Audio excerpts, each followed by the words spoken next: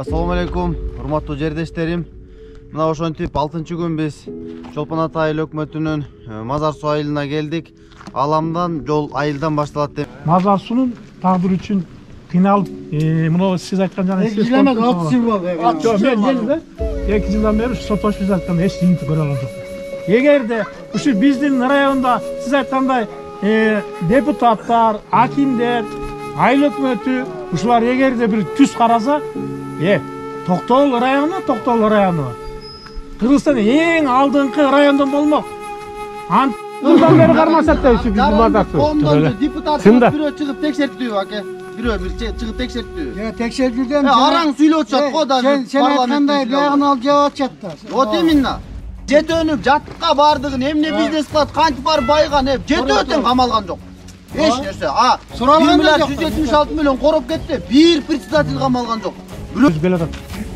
Эми бул кандан сиңип калган нерсе, ал өлүм менен кошо кетет. Ал артка кайрылбайт иншалла. Анан сиз аракет кыла бериңиз. Сизди колдойбуз иншалла. Анан кийин буйруса биз дагы тилеп атабыз ушучу. Багы сокурдун тилегени эки көздөй. Мына силерден тилейбиз бизчи жаштардан. Айтқаныңыз келсин. Şu жерде Мазар суу элинин тургундарын да ушу сени шайлаганга үгүттеп кетерлерин да. Анткени бул бала өзүнүн өмүрүн коркунучка салып, чоң деген абдан чоң мафияларга тикезинен тик туруп атпайбы? Аны көрүп билип турабыз. Биз Мазар суу айылын кыдырып, Чоң Арга айылына келдик. Биз жөө жүрүштөр менен карапайым калктын чыныгы ишенчин, чыныгы ушу добушун алып, таза Токтогул, таза Кыргызстанды түзөбүз.